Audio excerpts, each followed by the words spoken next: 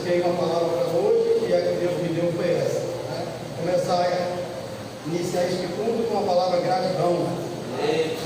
Devemos ser gratos a Ele por tudo e em tudo dá graça. Então, no Salmo 23, amém? Acharam aí? Tá? O Senhor é o meu pastor e nada me faltará. Deitar-me faz em verde pasto, guia-me mansamente às águas tranquilas. Refrigera minha alma, guia-me pelas veredas da justiça, por amor do seu nome. Ainda que eu andasse pelo vale da sombra da morte, não temeria mal algum, porque tu estás comigo, a tua vara e o teu cajado me consolam. Prepara uma mesa perante mim, na presença dos meus inimigos. Unge minha cabeça com óleo e o meu cálice transborda. Certamente que a bondade e a misericórdia me seguirão todos os dias da minha vida, e habitarei na casa do Senhor por longos dias. Amém? É o mesmo Deus que iniciou esse 2024, que estamos encerrando, né? Bem próximo já do encerramento dele. É o mesmo que estará comigo e com você, estará conosco em 2025, nos dando vitória. Amém? Oremos. Pai amado, Pai querido, é na tua presença, Senhor, que eu quero colocar a presença de cada irmão que está aqui, Pai, para que o Senhor venha estar abençoando a cada um deles. Pai, quero colocar também o Ministério do Louvor, e os louvores serão entoados para a honra e glória do teu nome, porque o Senhor é o único digno de toda honra e de toda glória. Abençoa também, Pai, o pastor vai trazer a tua palavra, Senhor. Assim que nós oramos e agradecemos do Pai, do Filho e do Espírito Santo de Deus. Amém?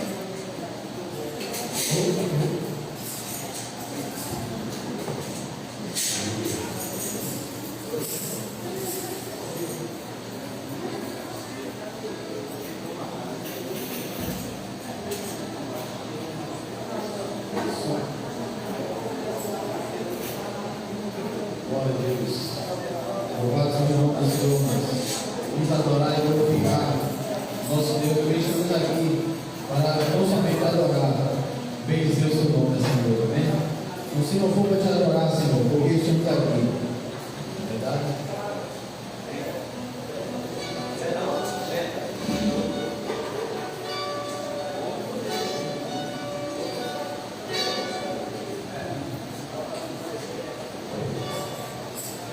Se não for para te adorar,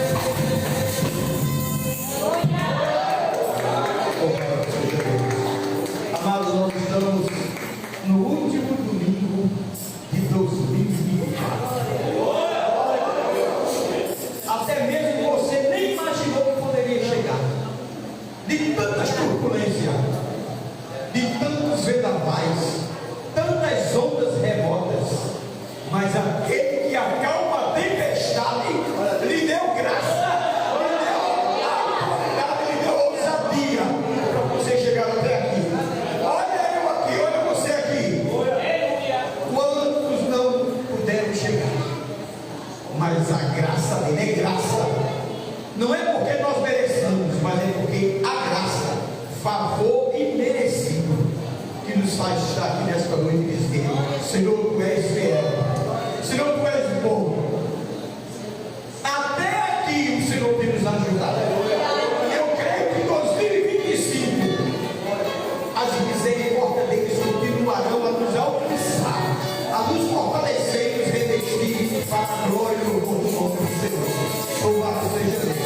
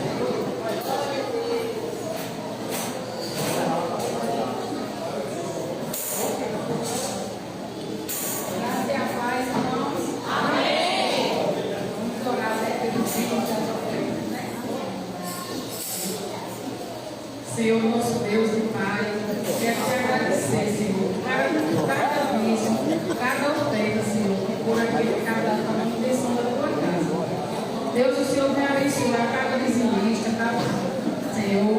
Que o Senhor, meu Deus, venha abrir porta de emprego, ou o que estiver precisando na vida daqueles que ainda não vai traz o teu tempo para a tua casa, Paizinho amado. Oh Deus, quero te agradecer, Senhor, por estar aqui, mais um domingo, Pai, aqui na tua casa. Deus, que o Senhor também, meu Deus, venha abençoar a vida do nosso pastor, vai trazer a tua palavra, Pai. Que o Senhor, meu Deus, venha abrir nosso entendimento, Senhor. Que eu sei, não é ele, Pai, o Senhor está usando ele para falar com cada um de nós aqui, Pai. Oh Deus, eu te agradeço por tudo, Senhor, por tudo mesmo. Pelas bênçãos, Pai, do Senhor tem derramado sobre a minha vida e da minha família, Senhor. Deus, é assim que eu te oro e te agradeço. Em nome do Pai, do Filho e do Espírito Santo. Amém.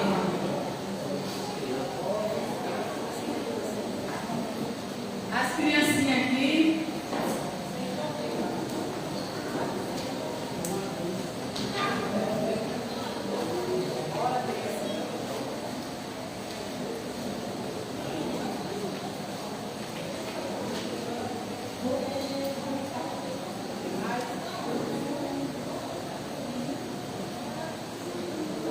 Senhor, nosso Deus, nosso Pai, ainda na tua presença, Senhor, quero entregar cada criancinha aqui, Pai, nas tuas mãos, Pai. Que o Senhor, meu Deus, venha abrir o entendimento delas, para entender o que a professora está falando, Pai, da tua palavra. Oh Deus, o Senhor abençoe, o Senhor vai protegendo, Pai, elas de toda a maldade desse mundo, Senhor. Vai guardando cada uma delas, Pai. Abençoa os professores, Pai, que vai trazer a tua palavra para elas. O Senhor vai dando ainda mais sabedoria ainda, Pai, aos professores. É assim, meu Deus, que eu te oro e te agradeço. Em nome do Pai, do Filho e do Espírito Santo. Amém?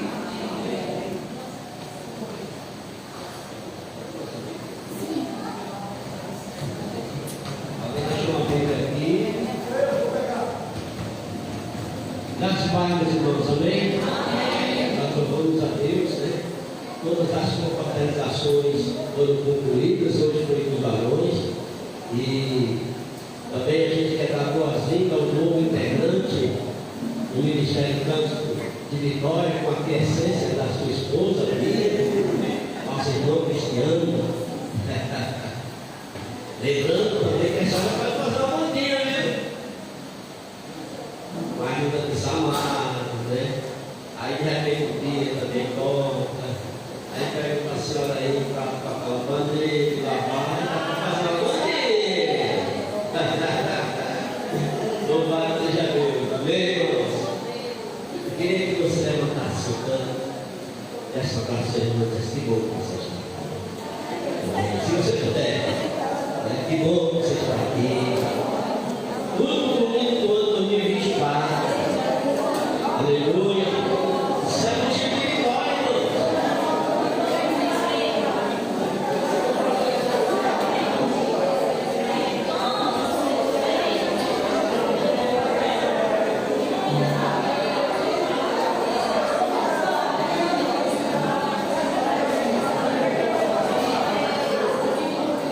Glória a Deus.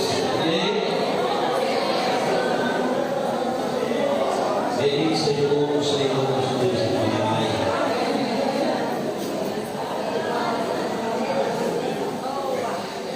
A infinita graça do Senhor se derramou durante todo este ano.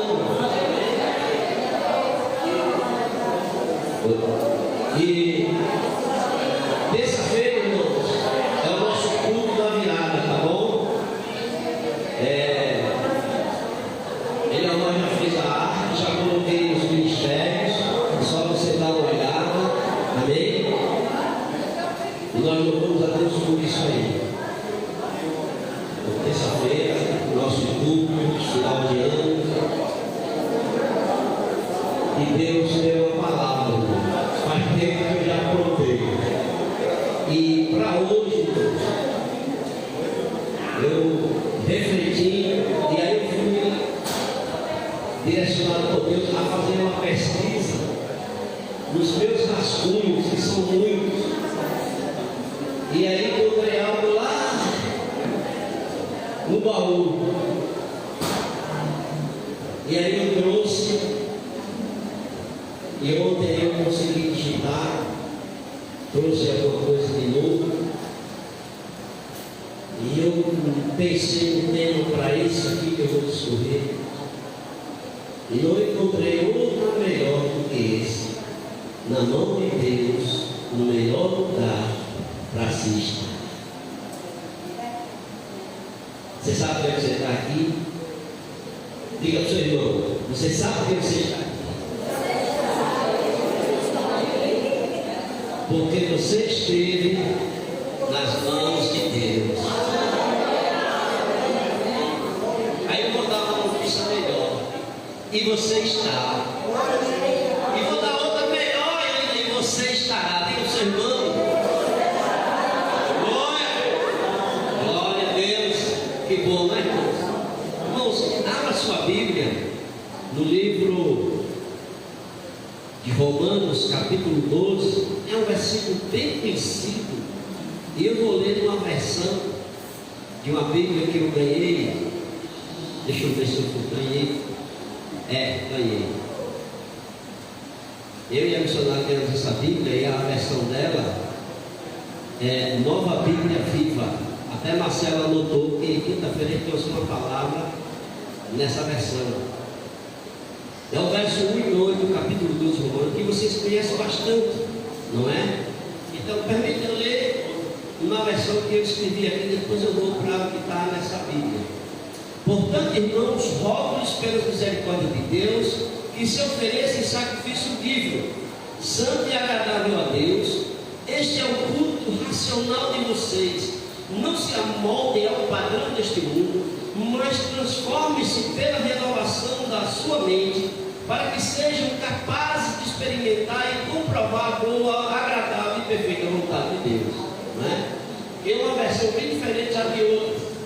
E eu acho interessante. E nessa versão aqui tem algo que eu quero chamar a atenção. Só uma coisa, porque são vários. É nosso culto racional.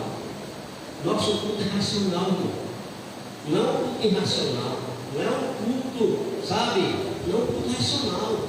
É um culto que a gente sabe que a gente vem, que a gente ora, que a gente louva, que a gente adora, que a gente ouve Deus falar. Tudo racionalmente. Não é uma coisa fantasiosa, não é uma coisa de outro mundo, não.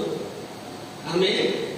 E nesse culto pode acontecer uma diversidade de coisas. Deus pode manifestar a variedade de dons, pode dar visão a alguém, pode dar uma revelação. Deus pode, alguém falar em línguas e Deus usa outro para interpretar o mesmo, porque o culto é racional. Amém? Agora a gente não vai fabricar isso. É Deus, pelo Espírito dele que faz. Amém? Então louva a Deus por isso, irmão. Louva a Deus por isso. E eu olho assim, eu não faltei culto por causa de doença, não. Graças a Deus, Deus me guardou. Não faltei por relaxamento, de jeito nenhum. Faltei porque estava em viagem fazendo a obra. Porque a igreja é missionária e esse pastor é missionário. Não é? Mas deixei gente aqui. Não é porque eu sou pastor, é porque eu sou um crente. Jesus tem um compromisso com ele, irmão. Então por isso que eu tenho falado com o Senhor. Hoje fui caminhar falando com ele. Orei por tudo aquilo. Eu fiz um novo pedido de oração, né? E domingo aqui, aliás, quinta-feira, eu ministrei aqui novos textos bíblicos, a importância da oração, eu falei sobre isso. E na quinta-feira eu vou falar de novo. A oração é um compromisso com Deus. O crente que não ora, irmão, ele fica fraco. Ele quebra os compromissos com Deus. Ele faz tudo, ou ele tem todo tipo de desculpa para faltar de se congregar. Ele está vendo dias difíceis. Aí é que eu falo para você mais antigo. Porque os jovens de hoje, poucos são aqueles que estão bem firmados em Cristo. Ele diz que tem Jesus, está firmado em Jesus, mas vê se tem compromisso. Mas os antigos que tem mais, está mais calejado, seus filhos, seus netos, porque a geração futura, se a gente não orar e a gente não der exemplo, não vai vir boa coisa não. No melhor das hipóteses, serão jovens dentro de casa, só ligado no celular ou no YouTube, na TV, alguma coisa assim. Daqui a pouco vai dizer que não tem necessidade de vir para o terreno para adorar a Deus, mas em época nenhuma Deus aboliu isso e nem vai abolir. Quando Deus aboliu o templo aqui na terra, é porque a igreja dele já está no templo no céu. Então exorte seus filhos, chama atenção. Porque quantos não pedem de crescer, ouvindo Deus falar com eles aqui? Deus não estou pregando não, eu posso ser um pregador. Amém? Então, irmãos, pense nisso. Nós temos um ano pela frente mais difícil de todos os anos, em todos os aspectos. Todos os aspectos. E a igreja será afetada em tudo, espiritualmente, emocionalmente, fisicamente. As enfermidades estão aí e surgindo novas, cada vez mais novas. Né? Não sei porquê, mas está vindo tudo da Ásia. Né? E aqui não é discriminando sobre a Ásia, não. A gente precisa orar pela Ásia. Paulo plantou muitas igrejas na Ásia. Né? Então, veja bem, irmãos. Vem dificuldades teológicas, doutrinárias. Os homens tirando coisa da Bíblia, acrescentando. Vai vir uma avalanche de coisas, irmão. Quem está preparado vai passar. Quem não tiver vai sofrer as consequências. Mas a igreja precisa se preparar. E tem duas maneiras. A gente pode citar várias, mas duas maneiras. Uma é a sua vida de oração da igreja. A segunda é a igreja estar unida, estarmos unidos.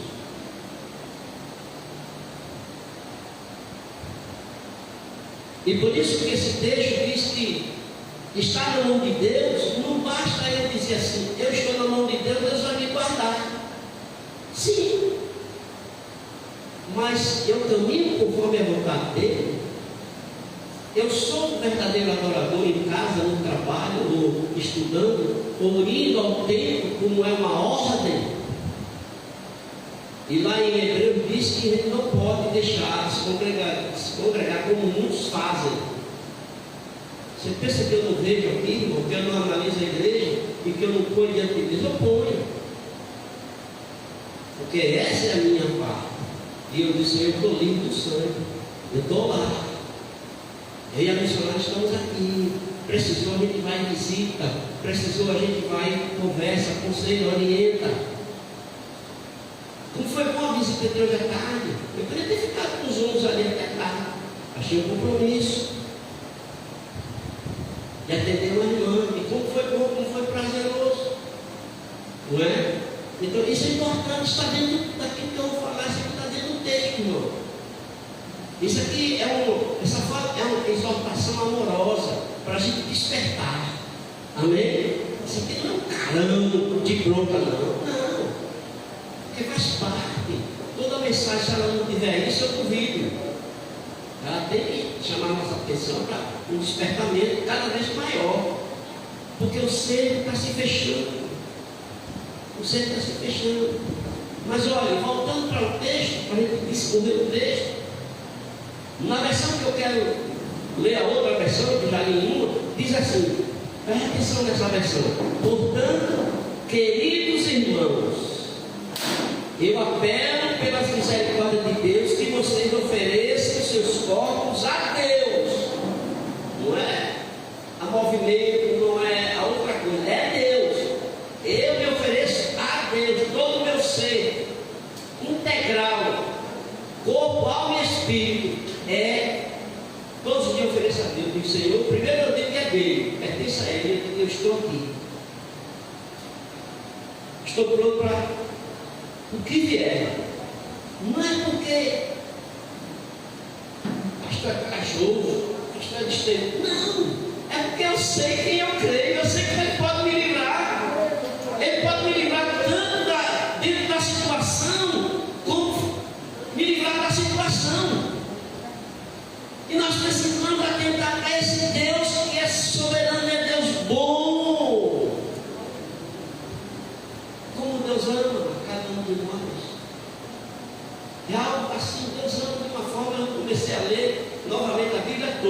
nessa versão que eu estou aqui, estou lá em Gênesis, eu já estou na área que vai desembocar um dilúvio. E como Deus nos ama. Nos ama tanto que Ele olhou assim e disse: nunca mais eu vou destruir o homem de Cristo. Eu faço uma aliança e vou botar um sinal no céu, que quando as luzes estiverem carregadas e começar a jogar água para a terra, o sinal aparece e eu bloqueio a chuva. Não vou deixar que aconteça dilúvio. E às vezes a gente diz: mas caiu um dilúvio lá no tal lugar, assim. Então isso não é dilúvio não, irmão. O dilúvio destrói tudo, acaba com tudo. Aí Deus disse que não.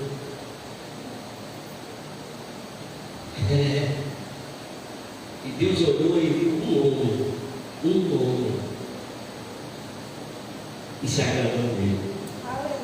Aí temos a adjetivo que Deus diz, né? Como disse de Jó. Mas eu olho para essas coisas e digo: Senhor, o Senhor se agradou, por exemplo, de Noé. O Senhor se agrada de mim. O Senhor está se agradando de mim. Me ajude, porque eu quero agradar o Senhor.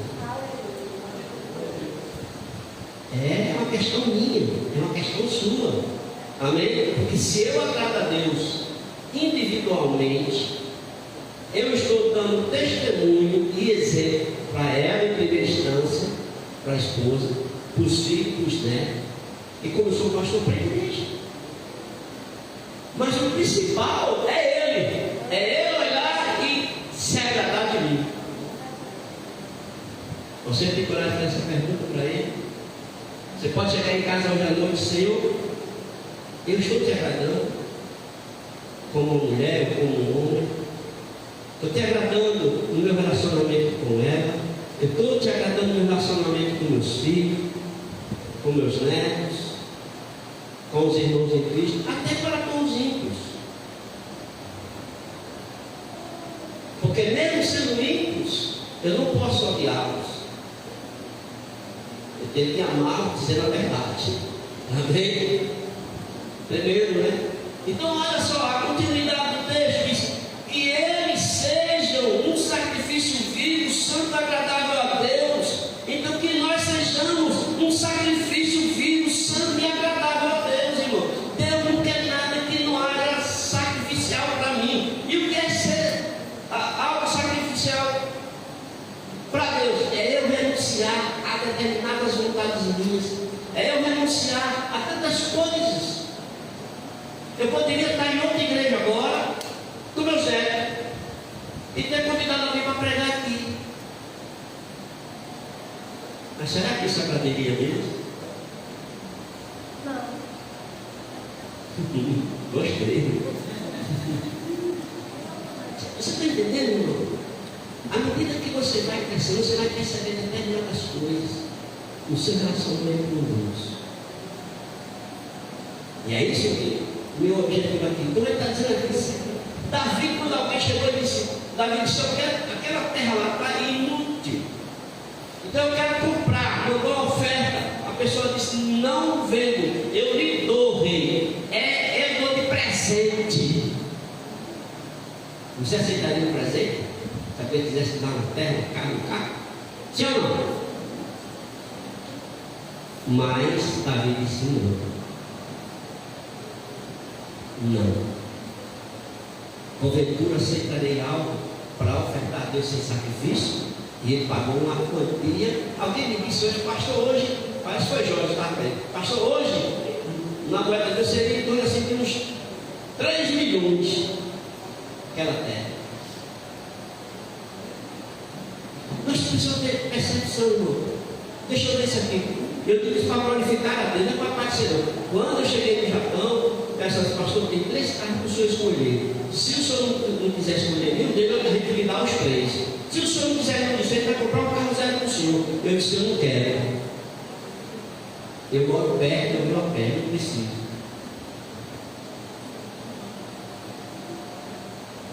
Não preciso, não quero.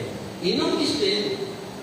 E o conselho, na época, bateu o pé e queria. Eu digo: não. Até hoje eu tenho um ato com isso aí, mano. Eu tenho um ato para provar. Não quis. Aí numa situação que o irmão lá, que um japonês estava passando a perna nele, eu orientei ele, mandei ele chamar um advogado, chamou, eu orientei como fazer tudo, ele chamou o advogado, fez comigo, deu certo, aí o japonês teve que pagar para ele. Era 3 milhões de ienes. E pagou com juros. Aí disse, pastor, agora eu quero lhe dar um presente.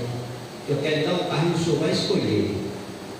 Aí o conselho disse, e a gente vai pagar os impostos. Eu ainda quis relutar, mas disse não. Aí eu senti no coração que era de Deus, aí aceitei. Está vendo? É preciso a gente ter essa intimidade com Deus, não. Porque eu vi que aquilo ali vinha de sacrifício, de uma luta justa que foi ganha. E de certa forma eu fui um instrumento de Deus para trabalhar em prol da vitória do irmão. Viu? Então Davi, ele diz isso, e aqui está dizendo, é sacrifício vivo, é coisas que me vêm e eu renuncio, porque eu sei que não agrada a Deus. E vou saber também quando é para agradar. Aí por isso que ele está dizendo, então eu tenho que vir o melhor de mim para agradar a Deus. Qual é o melhor de mim, irmãos?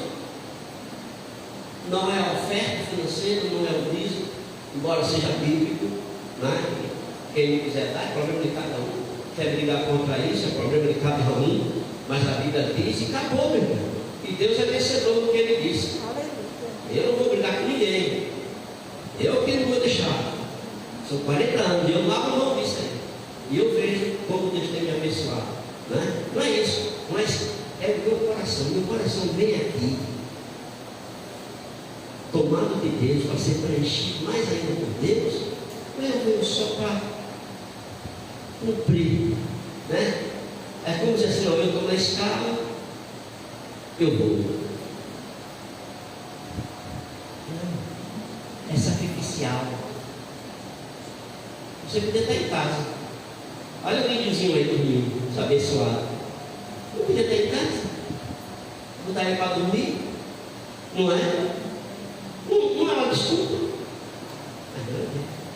São essas pequenas coisas que Deus observa em nós. Então, o texto continua dizendo: esta é a verdadeira adoração que vocês devem oferecer a Deus. Olha, não imitem a conduta e os costumes deste mundo, mas seja cada um uma pessoa nova e diferente, mostrando uma sadia renovação em tudo quanto faz e pensa. E assim vocês aprenderão de experiência própria a boa, agradável e perfeita vontade de Deus. Eu achei linda essa versão. Agora, antes de eu entrar na mensagem mesmo, eu vou contar uma história. Com base nessa história, a gente vai trazer a mensagem. Uma senhorinha estava escrevendo uma carta. E seu neto chegou e disse: vovó, a senhora está escrevendo uma carta para mim? É sobre mim? Ele disse: é. Ela disse: é. Aí ela diz assim para ele: e eu gostaria que você fosse como ele quando crescesse. Porque ela mostra para ele o seguinte: olha só, ela vai dizer assim, ela estava escrevendo com lápis comum, não é caneta. E aí a avó parou de escrever, sorriu para o neto e lhe disse: estou escrevendo sim uma história e é sobre você. Entretanto, mais importante do que as palavras que estou escrevendo é o lápis que estou usando. E eu gostaria que você fosse como ele quando crescesse. Que comparação! O mais importante é o lápis que eu estou usando. E eu queria que você crescesse como esse lápis. Parece uma coisa meio desconecta. Mas olha, o menino olhou para o lápis, intrigado, e não viu nada de especial e disse: mas ele é igual a todos os lápis que já vi em minha vida. Então a avó respondeu: tudo depende do modo como você olha para as coisas. Observando esse diálogo desta avó com seu neto sobre o lápis, aprende duas coisas. A primeira é que o melhor lugar para o lápis estar é na mão de quem escreve. Amém? Porque senão ele não tem utilidade, tem? Não tem. Eu parei para pensar. E se não tivesse lápis de mão dela, e já que ela disse que o lápis é mais importante que as palavras, até porque as palavras o vento leva, mas o que é escrito fica escrito. Aí eu disse: opa, então tem uma coisa aqui para mim. O importante é o lápis ter estado na mão dela. Ou seja, é importante que o lápis esteja na minha mão. E a segunda é que, assim como o lápis, para ele o melhor lugar de estar é na mão daquela avó, ou o lápis na minha mão, é eu estar na mão de Deus. Entendeu o tema agora? Deus, sem Ele eu não escrevo nada, eu não faço nada. Mas na mão dele eu tenho valor. Diga: você na mão de Deus tem valor. Você é o lápis que ninguém dá valor, como aquele neto disse para a avó, mas para Deus você tem valor. Diga para o seu irmão: ei, lápis, fique na mão do Senhor. Aleluia. Glória a Deus. Então, porque Deus está escrevendo a nossa história comigo. Deus usa você para escrever a história que Ele realizou sobre você. E Ele tem um livro lá particular, eu creio assim, onde lá está escrito toda a minha história. Louvado seja o nome do Senhor. Veja, vendo a utilidade do lápis, eu destaco qualidades do mesmo, que se conseguirmos mantê-las em nossa vida, seremos sempre pessoas úteis e de paz para o mundo. O mundo precisa de paz. O mundo precisa de gente útil, não é de gente capacitada, intelectualizada, gente, né? E a maioria aí desse pessoal, que me perdoe, a gente vê, se preparam, se capacitam, daqui a pouco querem entrar para a política, daqui a pouco se corrompem. Deus precisa de lápis, sim. Deus não precisa de caneta. Certa vez saiu uma onda por aí que disse que Deus tem uma caneta de ouro. É que tem lápis comuns, pessoas comuns, como eu e você, para mudar a história do mundo. Deus precisa de mim e você para mudar a história de Mangabeira 8, para mudar a história de João Pessoa, da Paraíba e do Brasil e das nações. Aleluia! Glória a Deus. Então, a primeira qualidade do lápis, e aí eu destaquei, se eu não me engano, 5. E eu começo citando o texto bíblico para depois dar o comentário. Então, a primeira qualidade do lápis, aí eu quero citar 2 textos bíblicos que vai nos fornecer algum comentário. O primeiro deles, Jeremias 10:23. Jeremias 10:23 diz assim: eu sei, Senhor, que a vida do homem não lhe pertence, não compete ao homem dirigir os seus passos. Opa, o lápis não é nada sozinho, ele não consegue nem escrever, viu? Assim somos nós. Tem que estar na mão de Deus. Deus pega ele e você e escreve a nossa história. Aleluia. Oh, glória. Irmão, não é pouca coisa não que você é e eu, nas mãos de Deus. Glória a Deus. Nas mãos de Deus Deus nação extrema. Eu fico pensando às vezes, aquele velhinho de 80 anos, com uma vara na mão, e como o irmão ia ao palácio de Faraó, cheio de oficiais de homem de guerra, de carruagens de guerra, mas quando anunciava que Moisés vinha, meu Deus, o império egípcio tremia. Oh, aleluia! O mundo treme diante de um crente fiel. A primeira-ministra da Inglaterra, Margaret Thatcher, certamente foi feita pergunta para ela, e a resposta para ela foi se ela temia os países, se ela temia os poderosos. Eu falei: eu não temo ninguém. Mas só não temo ninguém. É só uma coisa, que é um crente de joelho. Eu, na época, ela disse isso publicamente, sabe? Que ela temia um crente de joelho. Oh, glória! O segundo texto é em Isaías 48:17. E assim diz o Senhor, o seu Redentor, o Santo de Israel: eu sou o Senhor, que lhe ensina o que é melhor para você, que o dirige no caminho que você deve ir.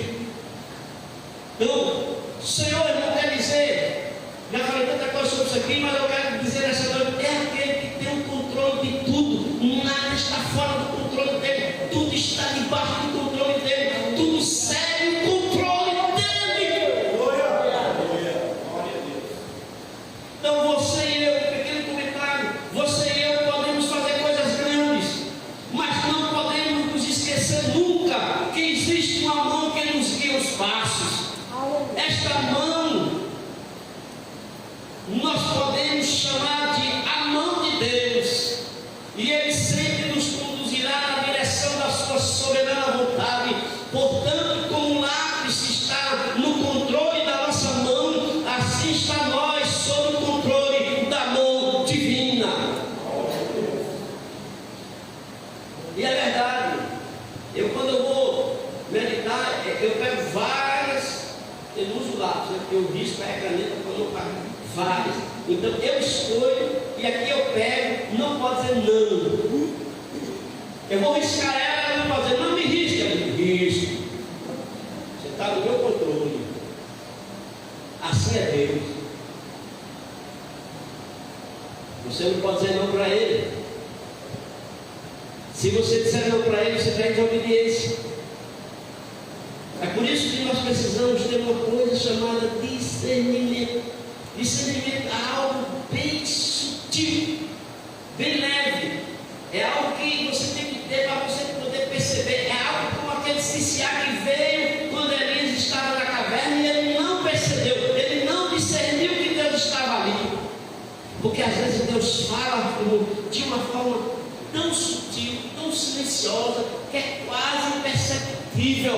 Você tem que estar bem próximo dele, você tem que estar na intimidade profunda para você escutar ele.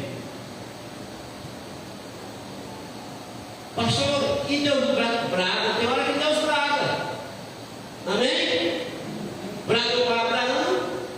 Ele chamou Abraão e disse: olha, eu quero Isaac como sacrifício. Oferece o holocausto para mim. Isaac. Só disse para ele. Foi algo assim, bem. Só ele percebeu, só ele escutou, e ele não pôde fazer nada, não pôde dizer não. E quando chegou a hora que Isaac estava já tudo lá prontinho, que eu vou omitir todas as etapas, quando ele levantou o teto, o céu bradou, disse: não faça mal ao menino, eis aí o poder de Deus. Glória a Deus também brada na nossa vida. Mas a questão não é só ouvir o bradar de Deus, que é mais fácil.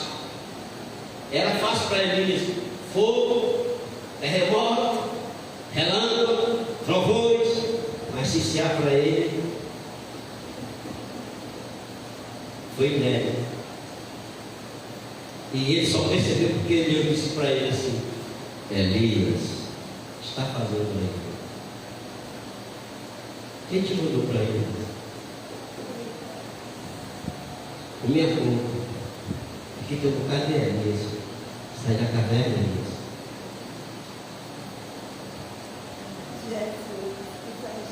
Ainda tem coisas para tu fazer, Deus.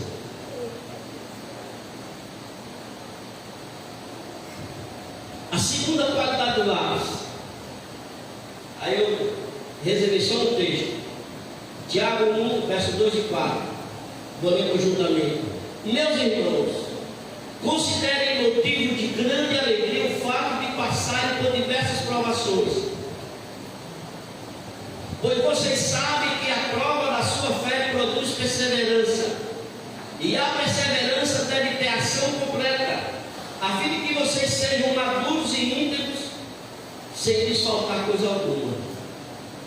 Opa, 3 coisas eu peguei aqui de bênção. Só aqui, rapidinho. Na provação, eu sei que eu estou aprendendo a ser perseverante. Por quê? Porque eu preciso crescer em maturidade e em integridade, de maneira que não me falte coisa alguma, de maneira que as circunstâncias, as coisas materiais podem até faltarem, mas para mim não vai faltar, porque Deus preenche tudo. Esse é o sentido aqui. Deus preenche tudo na minha vida. Se eu tenho Deus, eu não tenho falta de nada, porque é melhor ter falta de tudo e ter Deus, porque quem tem Deus não tem falta de nada, mas quem tem tudo e não tem Deus, falta tudo.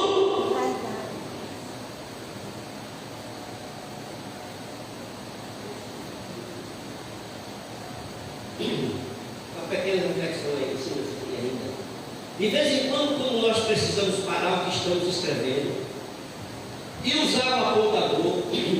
Isso faz com que o lápis sofra um pouco, mas no final ele fica mais afiado. Deus muitas vezes em nossa vida precisa passar o seu apontador. Portanto, saibamos suportar a dor ou dores, porque elas nos farão ser pessoas melhores. Você sabe o que é apontador, não sabe? Lapiseira, tudo bem? É porque eu quis ser mais novo. Quando você coloca, o que acontece? Porque chega uma hora que o lápis fica meio que apagado a escrita. Então você precisa passar a lapiseira, né, Marcelo? O lápis sofre, mas vai ficar. Entendeu a aprovação? Deus pega você, ele bota o apontador dele, a lapiseira dele, enfia você dele.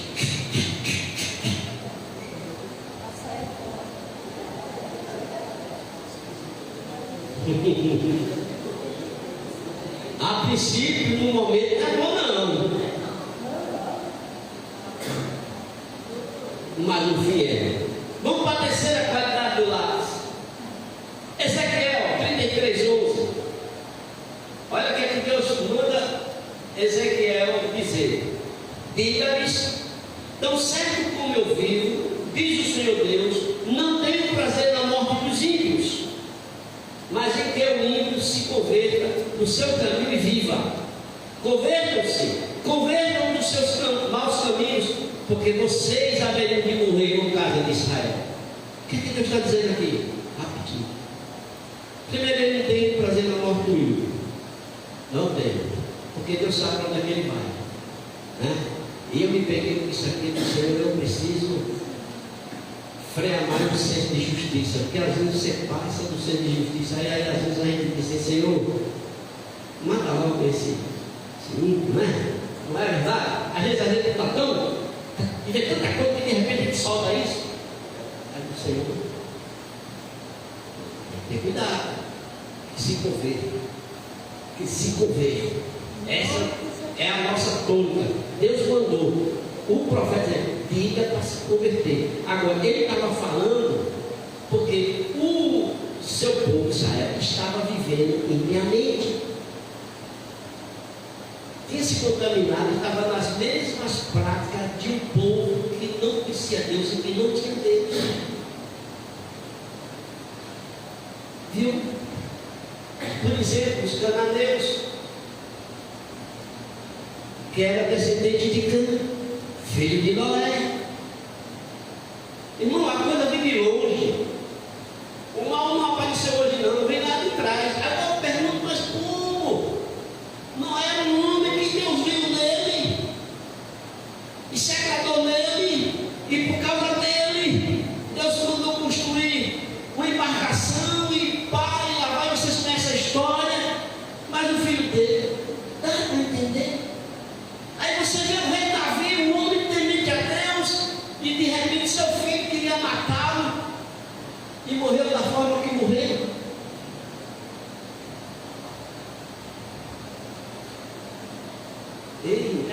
história, filho de peixe, peixinho é. Mas filho de crente, não é crente não. Eu, pode olhar nas histórias,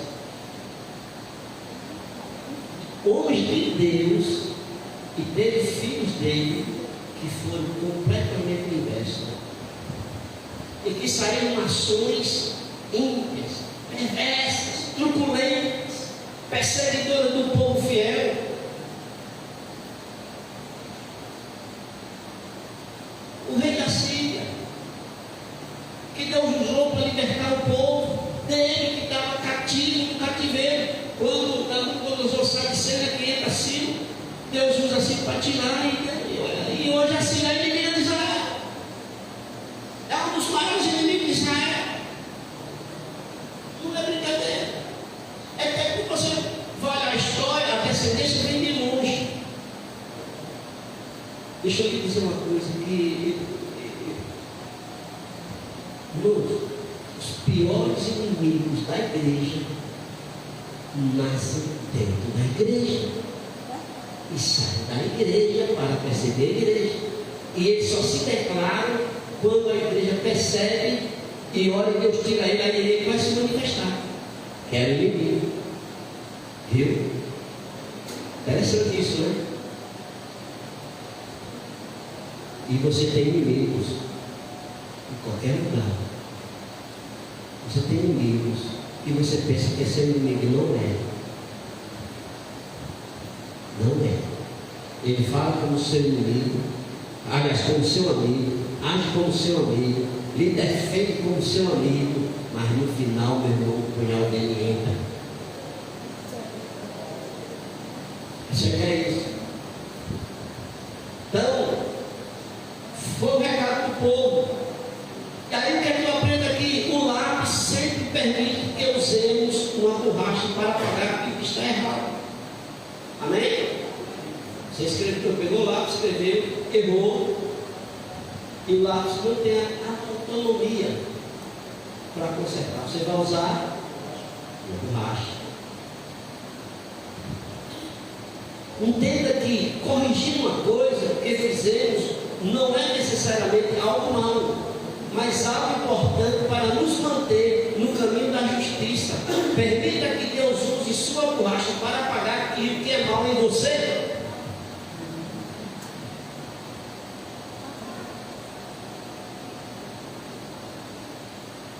Nós temos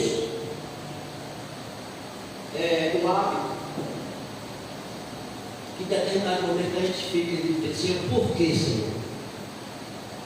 Não é? E tem vezes que a gente ainda vai mais, por que, Senhor, comigo? Mas, Senhor, logo eu. Precisamos lembrar que Deus está passando a borracha, porque tem algo mal em nós, que antes que esse mal venha fluir, Deus quer eliminar ele antes que ele saia causando dano. Lembre-se, estamos no corpo de pecado e precisamos lutar contra isso. Amém? A quarta qualidade do lápis. 1 Samuel 16, verso 7. O Senhor, contudo, disse a Samuel: não considere a sua aparência nem sua altura, pois eu o rejeitei. O Senhor não vê como o homem. O homem vê a aparência, mas o Senhor vê o coração. E não essa palavra rejeitar. Você já pensou, Deus dizer que rejeita alguém? Meu Deus, eu confesso, eu não gosto de estar na qualidade de um profeta como Samuel para chegar para alguém, sabe, Deus te rejeitou.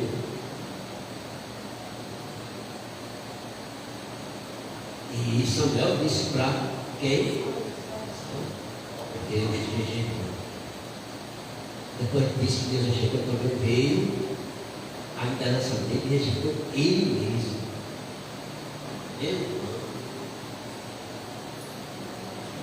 Aí, o que é que eu aprendo aqui? Eu quero pegar essa última parte. O homem vê aquilo que está por fora, mas Deus vê o que está por dentro. É por isso que ele tem que andar com Deus, irmão. Na mão de Deus é o melhor lugar de estar.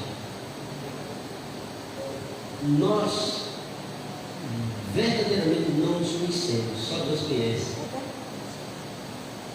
Paulo elogiou um abençoado, e esse abençoado caminhou com Paulo, olha só, caminhou com Paulo. Depois, do nada ele vira e começa a ensinar eles. Aí Paulo disse: olha, cuidado com fulano, andou comigo. E Paulo elogiava ele, mas de repente, não estou dizendo você sai desconfiando do seu irmão aqui não, viu, irmão? Não fica assim não, né?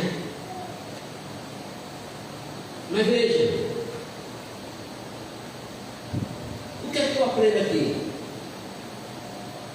O que realmente importa no lar? O que realmente importa? Presta atenção nisso aqui, viu? Não é a maneira ou sua forma exterior. Deixa eu pegar essa canetinha aqui, não sei nem o que fica comigo. Vem depressa. Meu irmão, é lindo ou não é?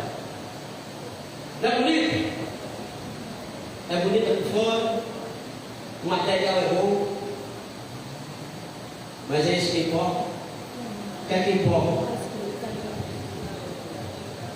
Isso aqui, ó.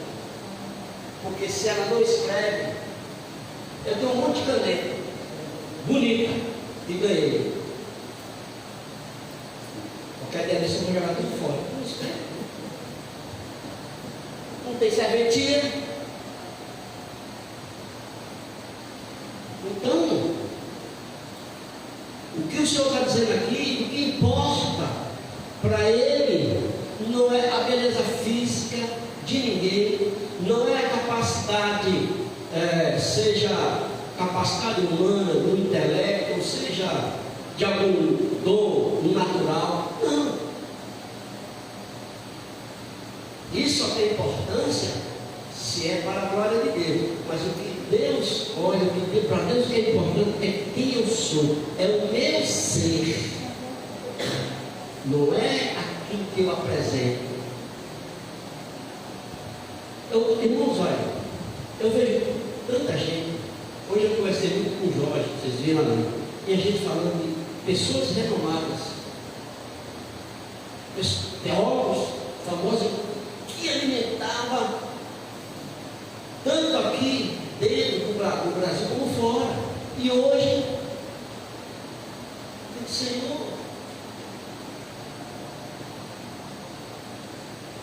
hoje eu recebi algo e eu mandei para os pastores. Eu sempre mando um dia para todos eles, que eu posso, né? E eu mandei algo interessante. Um menino já adolescente, o senhor dele ia trabalhar numa fábrica de chocolate que tinha na cidade dele. E um dia abriu vaga lá e ele foi. Aí o dono lá olhou para ele e disse: olha, para trabalhar aqui tem que gostar de chocolate. Esse mais eu gosto. Ah, você gosta? Então peraí, que eu como. Você que deu tanto chocolate para ele, que no final do sapato você gosta dele. Então, você está apto a trabalhar.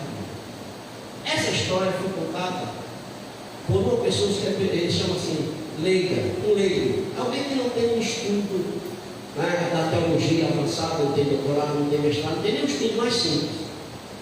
E esse pastor convidou para ministrar para pastores, teólogos, doutores. Aí ele contou essa história. Depois de 35 anos, o que esse homem agora, se aposentado, eu não suporto na minha vida, é o cheiro do chocolate. Não posso com o cheiro, não suporto. Aí sabe qual é o período da mensagem? Eu disse: o que está derrubando pastores hoje? E eu sou um que falo muito sobre isso, e Jorge sabe disso. Não é dinheiro e nem é mulher. Não estou dizendo que isso não derruba o homem, a gente sabe. Mas o que mais derruba não é isso não. Sabe o que é? está tão cheio de estudo e conhecimento que não suporta mais ler a palavra todos os dias, porque ele diz que não precisa mais, já sabe. Eu não sei de nada. Cada vez mais que eu estudo, menos eu sei, porque eu sei que tem uma profundidade de riqueza tão grande que o que eu tenho é muito pouquinho de nada que eu preciso todo dia, sentir o cheiro, o perfume. O que é que ele tem para mim hoje? Mas muitos não estão mais assim. Os seminários abarrotados e o campo sofrendo porque ninguém quer ir para o campo. Quem é que quer pagar? Jorge disse uma coisa hoje, eu concordei, porque eu convidei ele para um culto que eu vou dar aqui, mesmo de férias. Mais para frente eu quero falar com ela, fazer a arte, aí eu vou falar. Mas hoje eu dou uma palhinha para os senhores. Então, ele disse, pastor, Betel, quantos eu tenho? Eu digo, se eu não me engano, está indo por 90. Não me engano. Mas 33 anos era canadense. E o que é que a gente viu? Qual é a história do Betel? E Jorge disse, pastor, o senhor é a história. 40 anos. E outros que têm 40 como o senhor, outros que têm mais, outros têm menos. Mas é a história. Mas sabe o que quer ficar em evidência? Aqueles que estão em cima de livros, não é da Bíblia, de livros. Crescendo em intelectualidade, né? Querendo botar o mérito dele e a obra padecendo. Pega esses, e eu falo assim com tremor e temor. A maioria dos estudantes de hoje, convida aí para a expulsão do demônio. Aí não. Convida para assumir uma igreja? Quer não. Vou estudar mais. Enquanto tem uns que querem, mas dizem, vou ganhar quanto? Meu Jesus. E tem a questão, eu quero ser pastor auxiliar de tal igreja. Eu concordo com o pastor Alcione. Quem está na frente de mim leva pedrada, mas quem não está é só sendo ovacionado, é o que querem.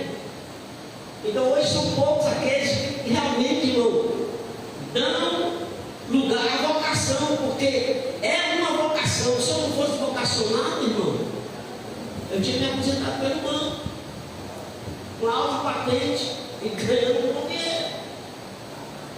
Mas Deus vocacionou, então o sangue pode dar na canela. Se você passar comigo meia hora, você pastor, você já passou por isso já.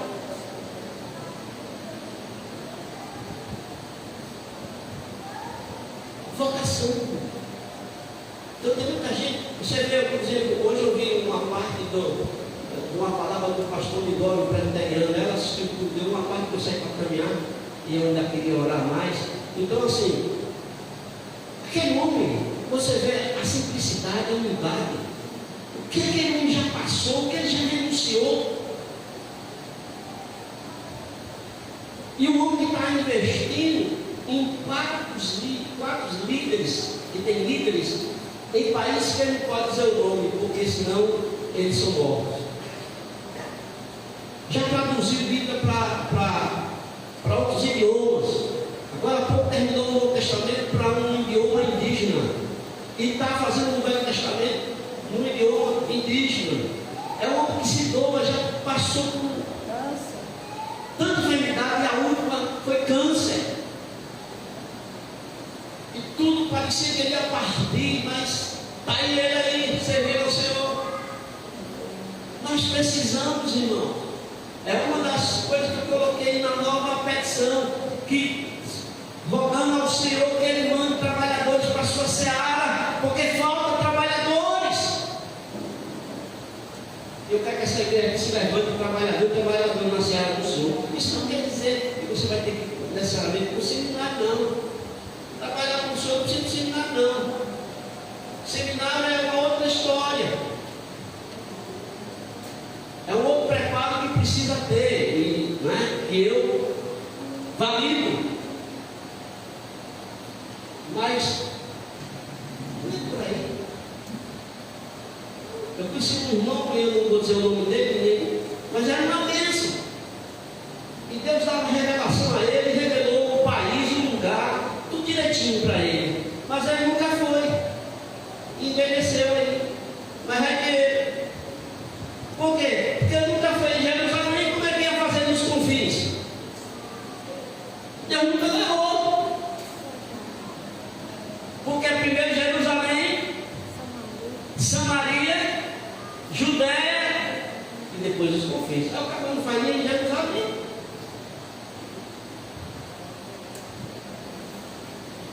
Deu para entender, meus irmãos?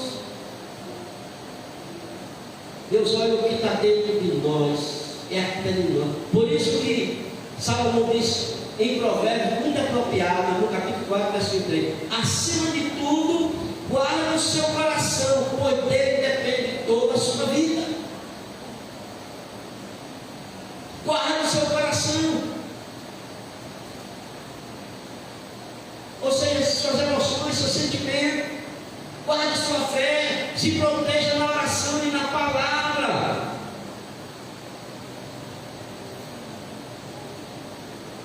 Que a mão do Deus Espírito Santo retire toda impureza do nosso coração. Davi pediu um coração puro. Salmo 51, verso 10. Olha só o que Davi pediu. Deixa eu só ler aqui rapidinho para os irmãos, já estou terminando. Vamos terminar cedo. Não sei porquê. Minha chefe ali gostou.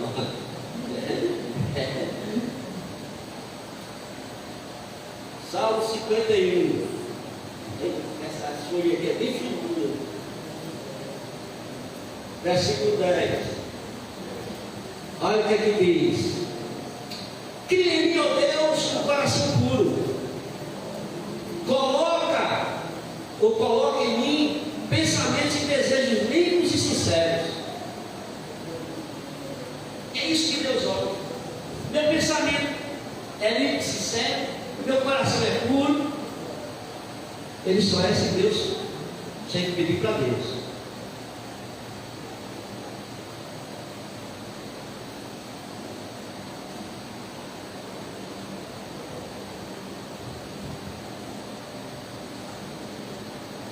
A quinta qualidade do lápis é a última. Livro de Gálatas, capítulo 6, versos 5 a 7, diz assim: pois cada um deverá levar a própria carga ou o próprio fardo. O que está sendo instruído na palavra, partilhe todas as coisas boas com quem instrui. Não se deixe enganar. De Deus não se zomba, pois o que o homem semear, isso também colherá.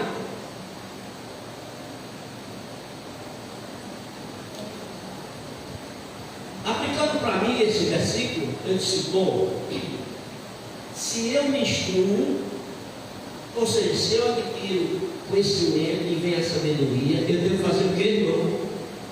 Partilhar. Com quem eu devo ou com quem eu estou instruído. Vocês são o meu público-alvo. O alvo de Deus é vocês. Então, prepara que Deus me dá, não é para mim, é para vocês. Estão entendendo? Por quê? De Deus ninguém soma.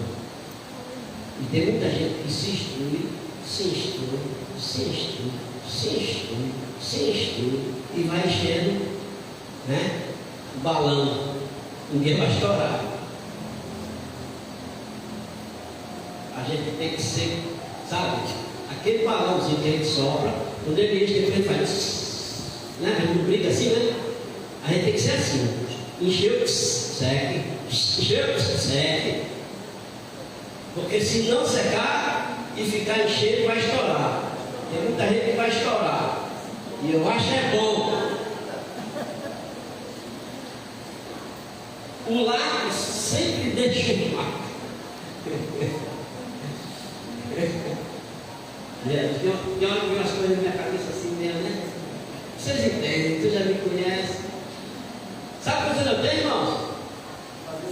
Não, diga isso comigo não. Eu sou novo, irmão. Ó, 15 aninhos. 15 aninhos, não é? Faz conta aí. 2010 eu nasci aqui. 15 aninhos. Me ajuda, Jesus. Olha, então o lápis sempre deixa uma marca. Da mesma maneira, estou encerrando, saibamos que tudo que fizermos na vida, olha que isso é importante, causará marcas, traços. Por isso, procuremos ser conscientes em cada uma de nossas ações. Isso aqui me chamou a atenção. Tudo. E sabe por quê? Ainda essa semana eu recebi mensagens de diversos falando sobre isso. Pastor, não esquece o senhor deixou marcas. Eu fui convidado esse mês para 2 eventos de igrejas diferentes que eu pastoreei. E lá me disseram, não esquece. Aí diz uma marca. A gente nem percebe, né? Graças a Deus foi coisa boa. Né? Então, nós precisamos vigiar nós mesmos. Porque tudo que a gente está fazendo, todas as nações, está deixando marcas, está deixando traços. Agora, que marcas eu estou deixando? Que traços eu estou deixando? Glorifica a Deus? Alegra os irmãos? Porque se eu falo alguma coisa, no sentido de que não glorifica a Deus e entristece alguns irmãos, ou leva alguns irmãos, ou vou desvirtuar irmãos no pensamento, se eu quiser apontar defeito de alguém, assim pejorativamente, quem vai escutar, mesmo que concorde, mas vai ficar triste, sinal que Deus não foi glorificado e Deus não dá glória dele a ninguém. Não há vantagem nenhuma nisso. Então nós precisamos entender. Sabe, a Bíblia diz assim: não aparteis dos marcos dos antigos. Os profetas, os homens e mulheres de Deus no Antigo Testamento não deixaram marcas que a gente não pode apagar. Nós também estamos deixando marcas. Não está escrito no novo livro, nem uma nova Bíblia, mas no livro sagrado do Senhor no céu está. Tenha certeza disso. Amém, irmão? Então, espero que você tenha sido abençoado. E por isso, que sejamos um lápis na mão do soberano Deus vivo. E certamente deixaremos marcas, traços para a eternidade. E que Deus nos use conforme sua boa, agradável e perfeita vontade. Vamos ficar de pé. Louvado seja Deus.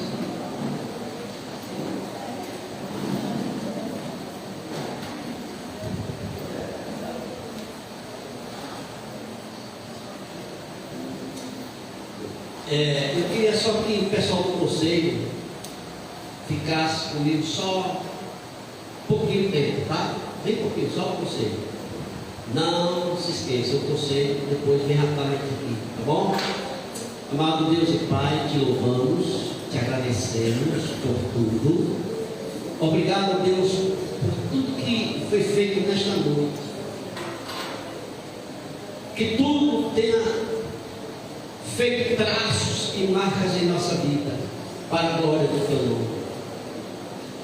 Que possamos ser como um lápis nas tuas mãos, porque nas tuas mãos é o melhor lugar de se estar. Quero te pedir de antemão, pelo culto de final de ano, na terça-feira,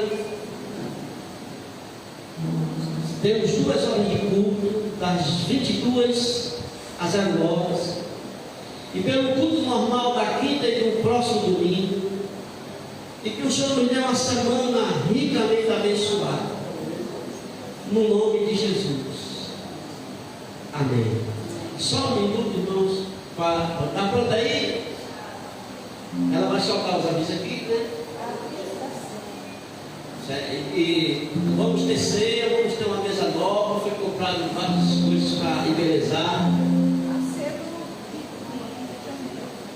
A ceia da virada, né? Você aí? E aí?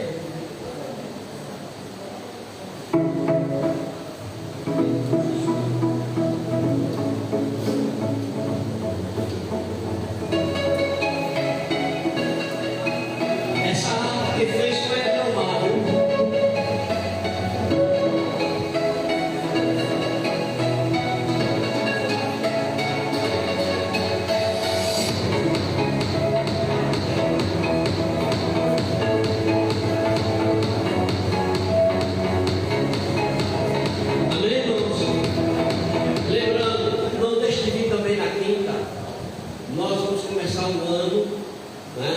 Terminamos 24 também orando e iniciando orando, mas na quinta-feira a gente vai orar bastante. Amém? Vamos ficar de pé. E os alunos que estão estudando patrício podem vir que aí a missionária vai dar aula. Nosso Deus, mais uma vez agradecemos. É como disse o diácono Edivaldo no início: gratidão. Somos gratos por tudo que o Senhor tem feito em nossa vida. Abençoa a nossa semana, mais uma vez te pedimos. Nos livras das mais diversas doenças, nos livras dos diversos ataques de Satanás, desfaz todos os laços, nos livras do homem perverso, seminário, assaltante. Dá uma noite de paz e em segurança, e que o amor de Deus, o nosso Pai, a graça de nosso Senhor e Salvador Jesus Cristo, as doces consolações, a comunhão e o poder vivificador do Espírito Santo seja sobre todo o povo de Deus aqui presente e espalhado sobre toda a terra hoje e para todos